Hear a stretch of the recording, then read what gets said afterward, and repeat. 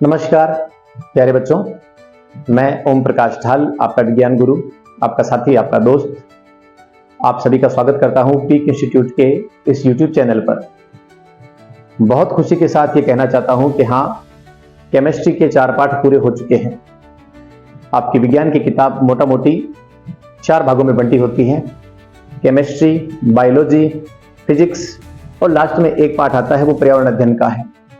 मैं अगर इसको 3 पार्ट भी कह दूं तो अतिशयोक्ति नहीं होगी। खुशी की बात है, केमिस्ट्री पूरी हो चुकी है। अब आज हम लोग बायोलॉजी शुरू कर रहे हैं। बायोलॉजी यानी कि जीव विज्ञान, और जब ये पूरी हो जाएगी तो फिजिक्स शुरू करेंगे। जिन बच्चों को पीछे वाले 4 पाठ अच्छे लगे, निसंदेह उनके अंदर एक अच्छा रसायन ज्ञाता भविष्य में बन जाएगा। जिन बच्चों को ये बायो के पार्ट अच्छे लगे, वो निसंदेह आगे आने वाले सालों में डॉक्टर या paramedical courses, GNM, nursing, pharmacy आदि कोर्स ले सकते हैं। इसमें अपना स्कोप ढूंढ सकते हैं। जिन बच्चों को फिजिक्स के पार्ट अच्छे लगे, वो साइंस मैथ लेकर के इंजीनियर, एरोनॉटिकल साइंसेज जैसे क्षेत्र में अपना नाम रोशन कर सकते हैं। आप लोगों को कक्षा 10 में ही पता लग जाना चाहिए कि आपको किस विषय में इंटरेस्ट है और आपको आगे क्या विषय लेना चाहिए। फिर भी सारे विषय इंटरकनेक्टेड है, इसलिए ये तो मत सोचना कि एक को सादे सब सदेर, सब सादे सब जाए, कि मैं खाली एक पढ़ूंगा और बाकी सब छोड़ दूंगा तो पास हो जाऊंगा। नहीं, एरोनॉटिकल इंजीनियर को बायोलॉजी भी आनी चाहिए, फिजिक्स भी आनी चाहिए, केमिस्ट्री भी आनी चाहिए। एक अच्छे केमिस्ट को जो दवाइयां बना रहा है, उसको शरीर विज्ञान का भी ज्ञान होना चाहिए, तो उसको बायोलॉजी भी आनी चाहिए। और उसको थर्मोडायनेमिक्स भी पढ़नी पड़ेगी, तो उसको फिजिक्स भी आनी चाहिए। और एक अच्छे इंजीनियर को भी, जैसे मान लीजिए कि हार्ट के ऑपरेशन के अंदर एक छोटा सा इंस्ट्रूमेंट लगता है, पेसमेकर। जिन व्यक्तियों की हृदय की धड़कन गड़बड़ हो जाती है या ऐसे नोड जब धड़कन पैदा नहीं कर पाता है, तो एक कृत्रिम छोटा सा डिवाइस लगाया जाता है, उसे कहा जाता है पेसमेकर। वो पेसमेकर हृदय को इंपल्स देता है, धड़कन पैदा करता है। वो किसी न किसी इंजीनियर ने ही बनाया होगा। तो अब था तो वो इंजीनियर, लेकिन उसे भी बायोलॉजी पढ़नी पड़ी। तो ये सारे विषय एक दूसरे से इंटरकनेक्टेड है। आइए अब बायोलॉजी सीखना शुरू करते हैं। आज का मेरा ये वीडियो जैव प्रक्रम यानी कि लाइफ प्रोसेस का परिचय वीडियो है। आज हम लोग केवल पाठ का परिचय करेंगे, पढ़ना अपन कल से शुरू करेंगे। परिचय का मतलब है, मोटा मोटी मैं आपको ये समझाऊंगा इस पाठ में हम क्या क्या पढ़ने वाले हैं। भूमिका बना रहा हूं साहब। ये पिक्चर शुरू होने से पहले जैसे ट्रेलर आता है, कुछ वैसा ही ट्रेलर है। तो आइए सीखना शुरू करते हैं। प्यारे बच्चों, अध्याय 5 जैव प्रक्रम। आज हमारा टॉपिक है पाठ परिचय। मानव में प्रमुख कौन कौन से तंत्र पाए जाते हैं, ये एक ही बात में मैं 5वां, 6ठा और 7वां तीनों पाठ लपेट लूंगा, क्योंकि आने वाले 3 पाठ आज के पाठ परिचय से ही जुड़े हुए हैं। तो आज का वीडियो महत्वपूर्ण होने वाला है। अगर आप ये तीनों पाठ अच्छे बेस के साथ समझना चाहते हैं तो आज के वीडियो के 15 मिनट ध्यान दे लेना। हमारी बॉडी में कौन कौन से तंत्र पाए जाते हैं? देखिए प्यारे बच्चों, ये तो बहुत तंत्र हैं। देखना, सुनना, स्पर्श करना, ये भी अपने आप में बहुत सारे तंत्र हैं। परंतु हम इन पाठों में बात करेंगे वाइटल ऑर्गन की, वो तंत्र जिनके बिना जिंदगी नामुमकिन है। जैसे कि किसी व्यक्ति को दिखाई नहीं देता तो वो नेत्रहीन होगा, परंतु जीवन उसका खत्म नहीं होगा। यदि किसी व्यक्ति को सुनाई नहीं दे रहा तो जीवन उसका खत्म नहीं होगा। लेकिन अगर वाइटल अंगों में से कोई अंग डैमेज हो जाए तो कुछ समय में उसका जीवन खत्म हो जाएगा। तो हम इन पाठों में वाइटल ऑर्गन की बात करेंगे, वो अंग जिनके बिना जीवन नामुमकिन है। मैंने बोर्ड के लेफ्ट साइड में डायग्राम बनाया है आपको यह समझाने के लिए कि कौन से तंत्र अपने अन्य तंत्रों के साथ में कहां एडजस्ट होते हैं। आपको यह भी पता होना चाहिए, पता लगे कि आप ब्रेन यहां बता रहे हो कि सर मेरा सर दुख रहा है, सर भी कहेंगे कि पेट दुख रहा है, सर दुख रहा है। तो आपको अंग तंत्रों का मोटा मोटी ज्ञान होना चाहिए कि कौन कहां है। और इधर मैंने सारे के सारे तंत्रों के नाम लिख रखे हैं। मैंने पहले भी कहा और भी बहुत सारे तंत्र होते हैं, परंतु ये तंत्र ऐसे हैं कि इनके बिना जीवन लगभग असंभव हो जाएगा, केवल जनन तंत्र को छोड़ करके। अगर जनन तंत्र का मतलब है कि कोई भी व्यक्ति अपने ही जैसे और संतान पैदा करता है, तो यदि मान लीजिए किसी व्यक्ति में अगर शुक्राणु नहीं बन रहे हैं, अंडाशय नहीं है महिला में, या वृषण नहीं है, तो उसका जीवन समाप्त नहीं होता है। परंतु बाकी सारे के सारे अंग जो हैं वो वाइटल ऑर्गन हैं। इनमें से जो 8वां तंत्र है, अस्थि और पेशीय तंत्र, ये हमारे सिलेबस में नहीं है। ये मुझे जहां तक ध्यान है कक्षा 6 में आपके था और अब आने वाले सालों में आएगा। कक्षा 10 के अंदर ये 7 तंत्र आपके सिलेबस में है। तो आइए शुरू करते हैं। सबसे पहला तंत्र है अंतःस्रावी ग्रंथियां। अंतःस्रावी ग्रंथियां हमारी बॉडी के अंदर बहुत प्रकार की गांठें पाई जाती है हमारी बॉडी के अंदर, और कम से कम मोटा मोटी 10 ग्रंथियां हैं जो विशेष प्रकार का रस छोड़ती हैं, और वो जो रस है उसे हम हार्मोन कहते हैं। और वो हार्मोन हमारी बॉडी के जितने भी काम हैं, वो चाहे पाचन हो, चाहे भोजन हो, चाहे उत्सर्जन हो, चाहे जनन हो, चाहे वृद्धि हो, ये सभी कंट्रोल करता है। इसका मतलब ये हुआ कि ये तंत्र बाकी सबका नियंत्रण कर रहा है भाई जी। तो अंतःस्रावी ग्रंथियां बड़ा महत्वपूर्ण है। और ये आपका ये पार्ट नहीं है, इससे आगे वाला पार्ट है। इसमें हम लोग पीयूष, पीनियल, थायराइड, थाइमस, अग्नाशय, अधिवृक्क, अंडाशय, वृषण आदि आदि ग्रंथियां पढ़ेंगे। ठीक है, मैं फिर रिपीट कर दूं, अंतःस्रावी ग्रंथियां बाकी सभी तंत्रों का नियंत्रण करती हैं, इसलिए ये बड़ी महत्वपूर्ण हो जाती है। ये विशेष प्रकार के रस बनाती है जिन्हें हार्मोन कहा जाता है। और आप हैरान हो जाओगे कि मटर के दाने जितनी एक ग्रंथि जिसको कहते हैं पीयूष ग्रंथि, पिट्यूटरी ग्लैंड, वो इतनी सी ग्रंथि जो है अगर वो गड़बड़ हो जाए तो 6 फुट का आदमी भी पागल हो जाता है, उसका शरीर किसी काम का नहीं रहता। तो अंतःस्रावी ग्रंथि के बाद में हमारा अगला तंत्र है श्वसन तंत्र। श्वसन तंत्र का मतलब होता है सांस लेना, यानी कि वो अंग जो हमें सांस लेने में मदद करते हैं वो इसमें हम पढ़ेंगे। पर मूलतः श्वसन का मतलब क्या है? अगर कोई कहे कि सर नाक से सांस लिया और छोड़ दिया, ये इतना ही श्वसन है, तो आप गलत हो। ये तो एक दूसरी कक्षा का बच्चा भी बता सकता है। श्वसन का मतलब है वायुमंडल में मौजूद जितनी भी गैसें हैं वो हमारे शरीर में नासिका या मुखमार्ग के द्वारा अंदर जाती है। फेफड़े फूल जाते हैं, फेफड़ों में मौजूद वायु कुपिकाओं में गैसों का आदान प्रदान होता है। शरीर में बनी CO2 गैस बाहर आ जाती है, बाहर से गई हुई ऑक्सीजन बॉडी के अंदर रह जाती है और हम CO2 गैस और अन्य सभी गैसों को वापस बाहर निकाल देते हैं। वास्तव में श्वसन का मतलब ये है कि ऑक्सीजन की मौजूदगी में ग्लूकोज का ऑक्सीकरण करके ऊर्जा बनाना। तो हम इसकी और डेफिनेशन सीखेंगे। अभी के लिए आप इतना समझें कि हाँ, श्वसन का मतलब है वायुमंडल में मौजूद गैसों में से ऑक्सीजन को रख लेना बॉडी में, और उस ऑक्सीजन की सहायता से बॉडी में मौजूद जो ग्लूकोज है, जो भी पोषक तत्व है, उनका ऑक्सीकरण करके उससे ऊर्जा बना लेना। आशा करता हूं श्वसन समझ में आ गया। अब देखिए, ये हमारा नाक है, ये हमारा मुंह है। नाक और मुंह से एक जो पाइपलाइन जाती है, ये पाइपलाइन जाएगी आगे जाकर के पेट की तरह 2 भागों में बंट जाएगी, और ये हमारा दायां फेफड़ा है, ये हमारा बायां फेफड़ा है। फेफड़े यानी कि लंग्स। लंग्स जो है वो बहुत छोटी छोटी अंगूर की जैसी गोलियों से बने होते हैं। वो स्पंज की तरह फूलते हैं और सिकुड़ते हैं। वो अंगूर की गोलियां वायु कुपिकाएं कहलाती है। सांस लेने में प्रत्येक वायु कुपिका की जो सतह है ना, वो बहुत महत्वपूर्ण भूमिका निभाती है। तो मेरे प्यारे बच्चों, जो हमारे 2 फेफड़े होते हैं उसमें से जो राइट लंग है, दायां फेफड़ा है, उसके अंदर 3 लोब होते हैं, उसके 3 हिस्से होते हैं। और जो हमारा लेफ्ट लोब है उसके 2 लोब होते हैं, उसमें 2 भाग होते हैं। रीजन क्या है? रीजन ये है कि लेफ्ट साइड में जो हमारा दिल होता है वो फेफड़े के इस हिस्से में घुसा हुआ होता है। इसका मतलब है हमारा जो दिल है वो हल्का सा लेफ्ट साइड में होता है, तो फेफड़े को खिसकना पड़ता है या छोटा होना पड़ता है। यद्यपि 1 लाख में से 1 केस ऐसा होता है जिसमें जो दिल है वो राइट साइड में होता है।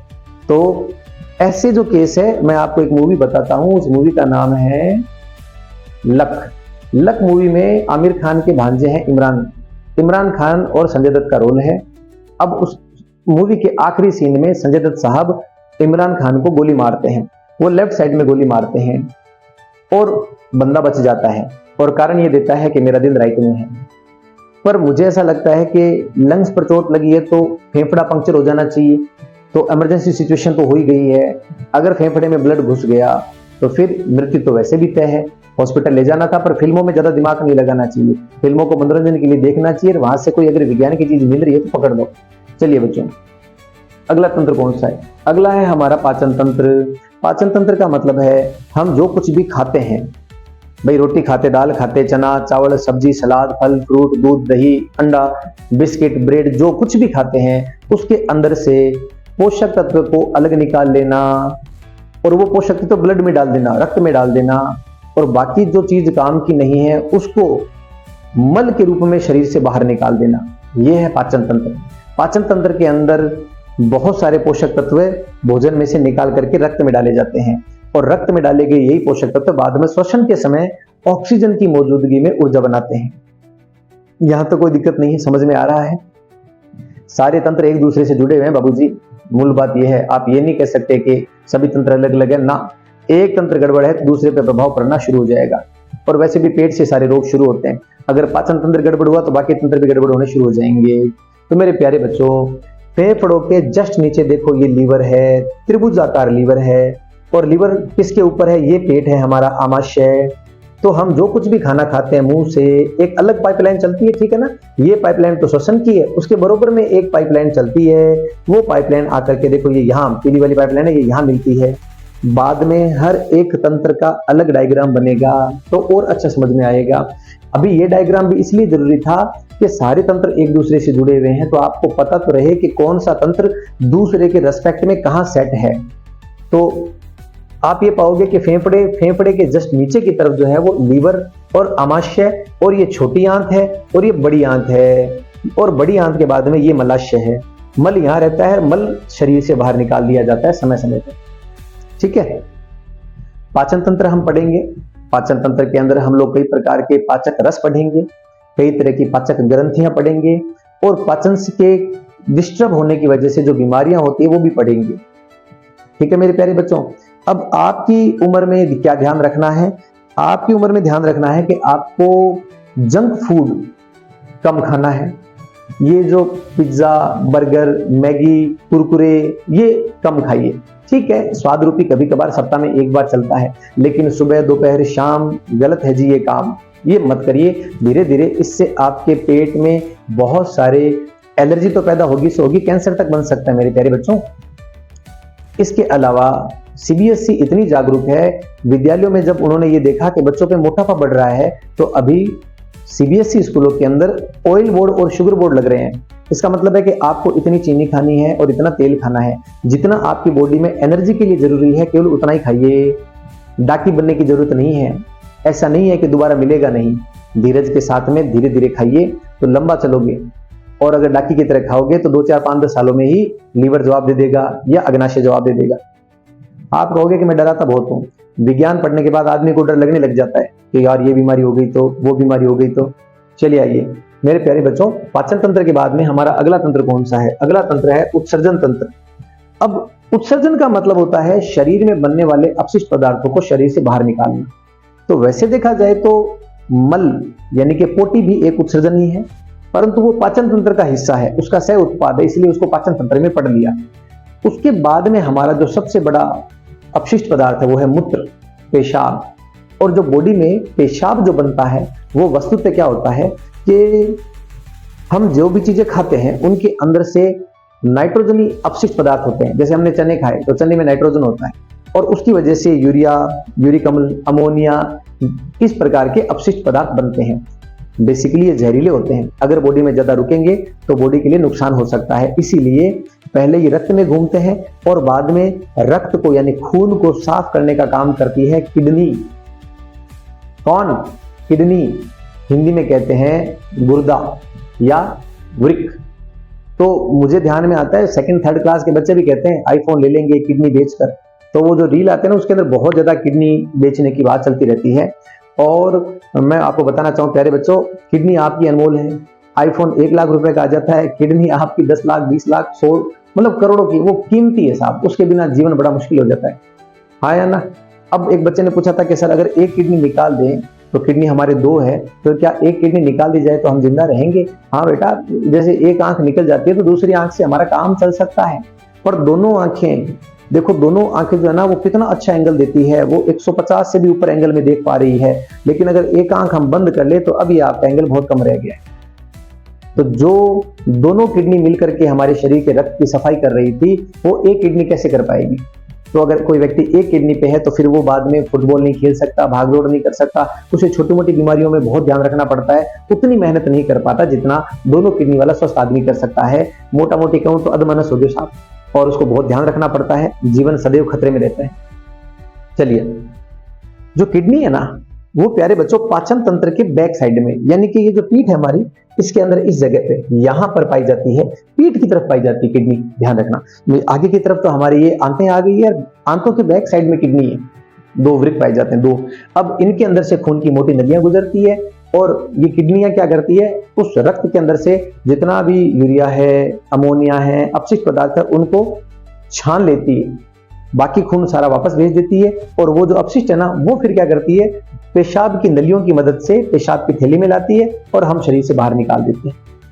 समझ में आ गया? इसका मतलब है मल और मूत्र ये दोनों छिद्र पास पास हैं और दोनों से अलग अलग अपशिष्ट निकलते हैं। पूरी बात समझ में आ गई बच्चों? अच्छा, अब आगे चलते हैं। अगला तंत्र है हमारा मस्तिष्क और तंत्रिका तंत्र। मस्तिष्क और तंत्रिका तंत्र ये वैसे सबसे ऊपर है तो मुझे सबसे ऊपर लिखना चाहिए था इसको। अच्छा, हमारी किताब में मस्तिष्क, तंत्रिका तंत्र, अंतःस्रावी एक ही पाठ में, 7वें पाठ में या शायद 6ठे पाठ में शामिल है, सारा का सारा एक ही पाठ में। तो मस्तिष्क यहां पाया जाता है और वाइटल अंग का मतलब होता है वो अंग जिसके बिना मौत हो जाएगी। तो साहब मस्तिष्क सारे अंगों को कंट्रोल करता है, जितनी भी सूचनाएं भेजी जाती है, भूख की, प्यास की, हाथ उठाओ, अब ये बोलो, अब नाचो, अब सो जाओ, ये सारी काम मस्तिष्क ही तो करता है। अगर मस्तिष्क नहीं पढ़ा तो फिर अंगों को आदेश देने के बारे में कैसे पता लगेगा? और विज्ञान की मुझे लगता है जब आप अगर नीट पास करने के बाद डॉक्टर बनोगे तो न्यूरोसाइंस एक बहुत अच्छी ब्रांच है जिसके अंदर लोगों के दिमाग पढ़े जाते हैं, लोगों के दिमाग के ऑपरेशन होते हैं, ब्रेन ट्यूमर के। तो मेरे प्यारे बच्चों, मस्तिष्क और उसके साथ में तंत्रिका तंत्र ये एक दूसरे से जुड़े हुए अंग हैं। मस्तिष्क के नीचे की तरफ जो हमारी रीढ़ की हड्डी चलती है उसके अंदर ही मेरुदंड, और मेरुदंड के अंदर मेरुरज्जु, और रज्जु से फिर बहुत सारी तंत्रिकाएं निकलती है जो हमारे हाथ और पांव में सरसराहट, गुदगुदाहट, फुसफुसाहट, जो भी सेंसेशन होते हैं वो सारे के सारे हमें अनुभव करवाती है। अगला तंत्र है जनन तंत्र। देखिए, जनन तंत्र का मतलब होता है अपने ही जैसे और बच्चे पैदा करना। तो गाय के बच्चे गाय जैसे, सुअर के बच्चे सुअर जैसे, इंसान के बच्चे इंसान जैसे। बच्चे पैदा करने के लिए 2 जीवों का होना जरूरी है, एक है नर, एक है मादा। नर की तरफ से शुक्राणु आएगा, मादा की तरफ से अंडाणु आएगा, और ये दोनों गर्भाशय में मिलेंगे। गर्भाशय में मिलने के बाद में देखिए यहां मैंने ये गर्भाशय बनाया हुआ, व्हाइट वाला जो है ना वो गर्भाशय। गर्भाशय के अंदर मिलने के बाद में यह इम्प्लांट हो जाता है और धीरे धीरे आकार में बड़ा होता है। अलग अलग जीवों में गर्भावस्था अलग अलग समय की होती है। मानव में 9 महीने, हम सुनते भी हैं माँ जब भी नाराज होती है एक ही बात कहती है, 9 महीने तेरे को कोख में रखा, हाल तो बाहर मरी तो कपूत निकल गया। तो गर्भाशय के अंदर ये बच्चा 9 महीने तक पनपता है। जब इसका टाइम पूरा होता है, मैच्योर होता है, तो बॉडी बाहर निकाल देती है। इसे हम लोग प्रसव या डिलीवरी कह देते हैं। तो जनन तंत्र में हम लोग नर और मादा के जननांगों के बारे में पढ़ेंगे। किस उम्र में जनन शुरू होता है, शुक्राणु बनने, अंडाणु बनने शुरू होते हैं, मादा के अंदर मासिक धर्म या मेंस्ट्रुएशन साइकिल क्या होता है, इन सभी बातों को आपको ध्यान से पढ़ना है। ठीक है? अच्छा, ये जनन स्वास्थ्य का भी टॉपिक है। आप किशोर हो, लगभग 13 से 15 साल की उम्र की आपके जो ये आयु है, इसके अंदर आपके अंदर ये अवस्था परिवर्तन हो रहा है। तो बहुत सारे ऐसे सवाल होंगे जो आप किससे पूछो, संकोच है। सरकार की पूरी कोशिश है कि वो बेटियों और बेटों को यौन शिक्षा के बारे में बताए। आपको यह बताए कि लड़का और लड़की केवल अंगों में अंतर है, बाकी मानसिक रूप से वैसे ही हैं और दोनों बराबर हैं। बेटा बेटी एकदम बराबर हैं। आपके शरीर में जो परिवर्तन हो रहे हैं उनके बारे में आप अपने विज्ञान के अध्यापक से या किसी भी बड़े से बात कर सकते हो। गुड टच और बैड टच का आपको इस आयु में क्या हमेशा ध्यान रखना है। कोई भी व्यक्ति आपके शरीर पर हाथ लगा रहा है तो उसका इंटेंशन कैसा है, उसका भाव कैसा है। वो गलत भाव से हाथ लगा रहा है, तुरंत उसका विरोध करो। तो ये हम इस पाठ में पढ़ेंगे। अगला हमारा टॉपिक है रक्त परिसंचरण तंत्र। ये जो तंत्र होगा ना, ये बड़ा क्वेश्चन है, एग्जाम में खूब आता है भाई साहब। मोटा मोटी ये दिल का टॉपिक है जिसे हम हृदय कह देते हैं। और एक हृदय में 4 कमरे होते हैं। तो एक बड़ा पुराना ऐड आता था, पापा का, भैया का, मम्मी का, दीदी का और एक कमरा मेरा। तो ये पांचवा कमरा तो है नहीं दिल में, आपके दिल में 4 ही कमरे हैं। आप मम्मी पापा भाई बहन चारों को रखो और थोड़ी जगह हमें मिल जाए तो भी ठीक बात है। पीक इंस्टीट्यूट को भी अपने दिल में रखो और खूब इसका प्रचार प्रसार करो। मेरे प्यारे बच्चों, जो हमारा हृदय होता है वो मैंने आपको पहले बताया लेफ्ट फेफड़े के अंदर यहां धसा हुआ होता है। ये जो बिल्कुल पसलियां है ना, इन दोनों के बीच में ये इस इलाके में हल्का सा लेफ्ट साइड में होता है, ठीक है। और इस लेफ्ट साइड के अंदर ये दिल क्या करता है, दिल एक पानी की जैसे मशीन करती है ना काम, मतलब टंकी में पानी है और मोटर जो है वो पानी फेंक रही है, ऊपर टंकी तक पहुंचा देती है। ये दिल बिल्कुल मोटर के पंप की तरह काम करता है। ये क्या करता है, रक्त को पंप करता है और रक्त को, खून को ताकत देता है ताकि वो ब्रेन से लेकर के शरीर की आखिरी अंगुली तक भी रक्त पहुंचे और वापस घूम करके दिल तक पहुंचे। यानी एक अच्छा खासा हटा कटा खली जैसा आदमी है तो उसके अंदर भी दिल पर काम कर रहा है और वो पूरा पूरा गुरुत्वाकर्षण के खिलाफ रक्त को ऊपर ले जाता है। तो रक्त वाला तंत्र बहुत मजेदार होने वाला है, मैं आपको बहुत आनंद से पढ़ाऊंगा। और अंतिम जो अस्थि वाला तंत्र है मैंने आपको बताया, ये हमारे सिलेबस में अभी है नहीं, तो इस पे क्या बात करें साहब। मेरे प्यारे बच्चों, आज ये परिचय का वीडियो था, मैं इतना ही रिकॉर्ड करूंगा। कल से अपन लोग तंत्र शुरू कर लेंगे। मैं आपको बात बताऊं, पहले अपन लोग श्वसन तंत्र, पाचन तंत्र, उत्सर्जन तंत्र और रक्त परिसंचरण तंत्र, ये 4 तंत्र अपन पहले करेंगे क्योंकि इस पाठ के अंदर यही है। उसके बाद अपन अगले पाठ के अंदर आपके अंतःस्रावी ग्रंथियां, मस्तिष्क और ये करेंगे। उससे अगले पाठ में अपन जनन तंत्र पढ़ लेंगे। इस प्रकार से आपके 7 तंत्र मैं आपको कवर करवा दूंगा। एक बात और, इस पाठ में चित्रों का बड़ा महत्व है। आपको चित्र बनाने आने चाहिए, ठीक है। बहुत ज्यादा उन पे टाइम मत खराब करना। ऐसे नहीं कि आप 1 घंटे तक पेंटिंग ही बना रहे हो कि ओम जी सर ने कहा था कि चित्र सुंदर होने चाहिए। ना बाबा ना, चित्र समझ में आने चाहिए और नामांकित होने चाहिए। ये चित्रों की शर्त है विज्ञान के अंदर। मतलब ऐसा नहीं कि आपने बनाया तो हिरण है लग वो हाथी रहा है, ऐसा नहीं होना चाहिए। वो समझ में आना चाहिए, उसका प्रोपोर्शन ठीक होना चाहिए। तो हृदय बनाओ तो हृदय समझ में आना चाहिए और उससे भी ज्यादा जरूरी है उसके जो भाग है उन भागों के नाम होने चाहिए। तो विज्ञान की शर्त है चित्र नामांकित होने चाहिए। अब आप हिंदी मीडियम पढ़े, इंग्लिश मीडियम पढ़े, इससे कोई फर्क नहीं पड़ेगा। मूल जो मैसेज है वो एकदम लाउड और क्लियर है। इन आने वाले 3-4 पाठों में आपको चित्रों की खूब प्रैक्टिस करनी है, ठीक है। और मजे से पढ़ेंगे। शुभ रात्रि।